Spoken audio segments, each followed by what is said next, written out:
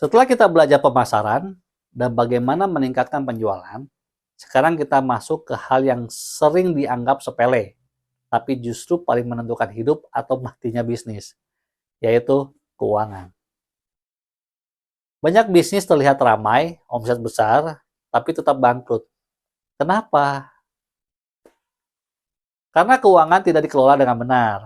Di materi ini kita akan belajar bagaimana mengelola keuangan UMKM dengan sederhana, tapi berdampak besar. Bagian pertama, dosa besar UMKM. Kita mulai dari kesalahan yang paling fatal yang sering dilakukan pelaku UMKM, yaitu mencampur uang pribadi dengan uang bisnis. Fenomena ini sering disebut sebagai laci ajaib. Hari ini jualan dapat uang, besok dipakai untuk belanja rumah, bayar sekolah, atau kebutuhan pribadi. Dan berpikir, nanti juga bisa diganti. Padahal kenyataannya, uang itu jarang kembali. Nah, inilah awal dari kehancuran bisnis. Solusinya sebenarnya sederhana. Pertama, pisahkan rekening bisnis dan rekening pribadi. Gunakan rekening khusus hanya untuk bisnis. Lalu yang kedua, gaji diri kita sendiri. Ambil gaji tetap setiap bulan. Dengan begitu, keuangan bisnis tetap sehat dan terkontrol. Bagian kedua, laba dan arus kas. Banyak pelaku UMKM pernah mengalami ini. Di catatan, bisnis untung. Tapi di rekening, uangnya tidak ada. Ini terjadi karena kita tidak memahami perbedaan antara laba dan arus kas. Laba adalah selisih antara pendapatan dan biaya, sedangkan arus kas adalah uang nyata yang masuk dan keluar. Ibaratnya, laba itu makanan, sedangkan arus kas itu oksigen. Bisnis bisa bertahan tanpa makanan beberapa waktu, tapi tidak bisa hidup tanpa oksigen. Ada 3 penyebab utama kenapa cash flow sering bermasalah. Yang pertama, piutang yang tidak tertagih. Yang kedua, stok barang yang tidak laku. Dan yang ketiga, membeli aset tanpa perhitungan. Jadi ingat, bisnis bukan hanya soal untung di atas kertas, tapi juga harus punya uang tunai. Bagian ketiga, menghitung HPP. Kesalahan berikutnya adalah menentukan harga jual tanpa menghitung biaya. Banyak UMKM hanya ikut harga pasar, tanpa tahu sebenarnya untung atau rugi. Disinilah pentingnya menghitung HPP atau harga pokok produksi. HPP adalah total biaya untuk menghasilkan satu produk, terdiri dari beberapa komponen. Yang pertama, bahan baku. Lalu yang kedua, tenaga kerja. Serta yang ketiga, biaya operasional seperti listrik dan sewa. Dan yang keempat adalah penyusutan alat. Nah, ini yang sering dilupakan. Padahal, alat juga punya umur pakai. Kalau tidak dihitung, nanti saat rusak, kita tidak punya dana untuk mengganti. Contohnya, jika biaya produksi satu produk adalah Rp7.000 dan kita ingin punya untung 50%, maka harga jualnya sekitar Rp10.500.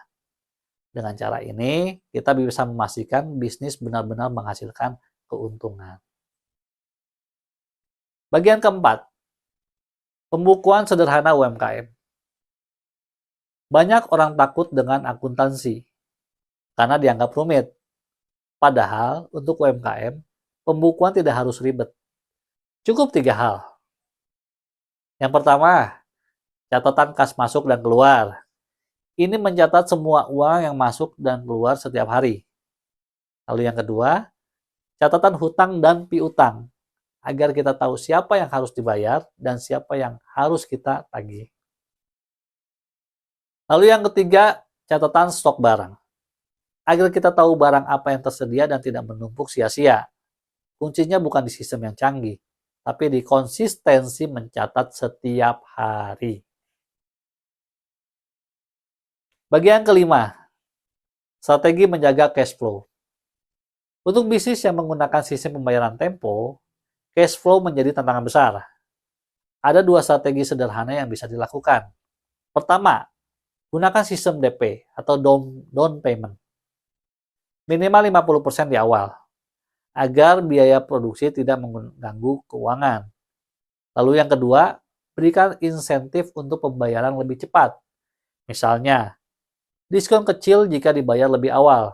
Meskipun terlihat mengurangi keuntungan, tapi sebenarnya ini membantu menjaga aliran uang tetap sehat.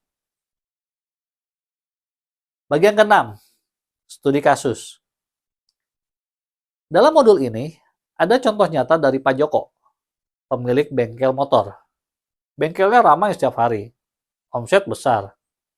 Tapi saat butuh uang, justru tidak punya. Setelah dianalisis, ternyata ada 3 masalah utama. Yang pertama, uang bisnis dipakai untuk kebutuhan pribadi. Lalu yang kedua, terlalu banyak stok yang tidak terjual. Serta yang ketiga, banyak pelanggan yang berhutang tapi tidak ditagih. Solusinya cukup tegas. Pisahkan keuangan, tetapkan gaji, jual stok yang tidak laku, dan hentikan sistem hutang. Hasilnya, dalam beberapa bulan, keuangan mulai stabil. Bahkan bisa menabung dan berkembang.